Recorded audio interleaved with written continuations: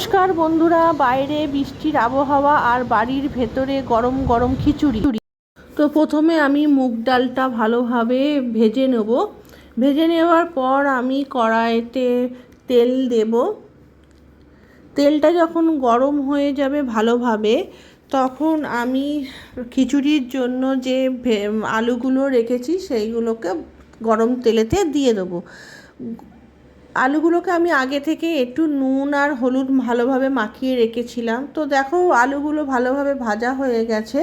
এবার গরম তেলের মধ্যে আমি গোটা জিরে আর তেজপাতা, শুকনো লঙ্কা আর গোটা গরম মশলা আমি দিয়ে দেব। এবার দেওয়ার পর আমি কুচিয়ে রেখেছি পেঁয়াজটা দিয়ে দিলাম। এবার পেঁয়াজগুলো ভালোভাবে যাতে তেলের সাথে মিশে যায় সেই জন্য খুন্তি দিয়ে একটু নাড়িয়ে দিলাম।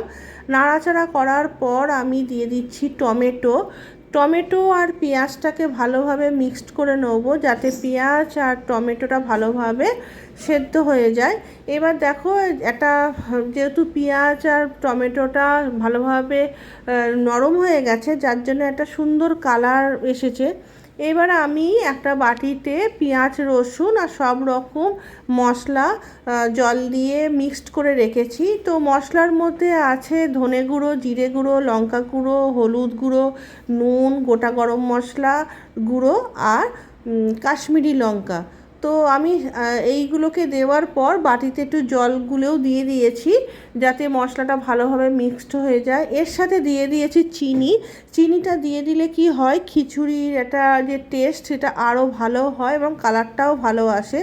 এরপর আমি দিয়ে দিয়েছি ভেজে রাখা আলুগুলোকে ওই মশলার সাথে ভালোভাবে মিশিয়ে নেওয়ার পর একটু ভালোভাবে কষে নিয়েছি। কষে নেওয়ার পর দেখো যখন তেলটা ছেড়ে দিয়েছে, তখন আমি দিয়ে দিলাম ভিজিয়ে রাখা দু রকম ডাল, মুগ ডাল আর মসুর ডালের সাথে চালটা কড়াইয়ের মধ্যে দিয়ে দিলাম। এবার সব কিছু একসাথে ভালোভাবে মিক্সড করার পর আমি দিয়ে দিচ্ছি পরিমাণ মতন জলটা যে যেমন পরিমাণ মতন তোমরা দিয়ে দিতে পারো।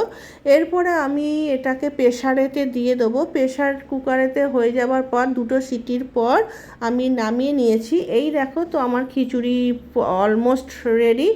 এরপরে আমি দিয়ে দিচ্ছি একটা কড়াইতে গরম তেল দিয়ে দিচ্ছি। তেলটা যখন গরম হয়ে গেছে, তখন আমি কেটে রেখেছিলাম তোমার আলু ভাজা গোল গোল করে। এবার সেটাকে ভালোভাবে ধুয়ে নিয়ে নুন মাখিয়ে রেখে দিয়েছিলাম। জলটা ঝরিয়ে নেওয়ার পর গরম তেলেতে আমি আলুগুলোকে দিয়ে দিলাম। খিচুড়ির সাথে সাধারণত ভাজা জিনিসই বেশি ভালো লাগে। তো দেখো আমার আলুর একটা পিঠ ভালোভাবে ভাজা হয়ে গেছে। এবারে আমি আর একটা পিঠ ভালোভাবে ভাজার জন্য উল্টে দিচ্ছি। এবার আলুগুলো ভালোভাবে ভেজে নেওয়ার পর আমি এটাকে তুলে রেখে দেবো।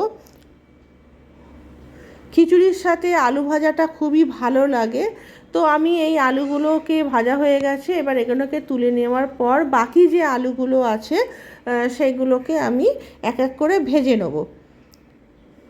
এবার ভেজে নেওয়ার পর একটা বাটিতে আমি তোমার বেসন ফেনিয়ে রেখেছি। এবার বেসনের সাথে আমি একটু নুন আর তার সাথে 5 ফোড়ন মিক্সড করেছি আর পেঁয়াজটা কুচিয়ে রেখেছিলাম। তো বেসনের সাথে পেঁয়াজটা ভালোভাবে মিশিয়ে নেবার পর গরম তেলেতে আমি পেঁয়াজির আকারে আমি দিয়ে দিলাম গরম তেলেতে। এবার পেঁয়াজিগুলো দেখো এক সাইডটা হয়ে গেছে, এবার আমি অপর সাইডটাকেও আমি ভালোভাবে ভেজে নেব।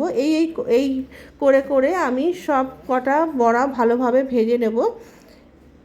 ভাজার পর আমি দেখো তুলে নিয়েছি। এবার সার্ভ করেছি আমার দুপুরের মেনু: খিচুড়ি, পেঁয়াজি, আলু ভাজা, চাটনি আর আম। তো এই হচ্ছে আজকে আমার মেনু। তো বন্ধুরা, তোমাদের দেখে কেমন লাগলো বলো। তোমাদের সাথে পুরোপুরি খিচুড়ি কিভাবে আমি তৈরি করি সেটা আমি তোমাদের সাথে শেয়ার করলাম। তো তোমরাও দেখে বলো কেমন লাগলো। আর তোমাদেরও আজকে মেনু কি তোমরা জানিও। তোমরা সবাই ভালো থেকো এবং সাথে থেকো।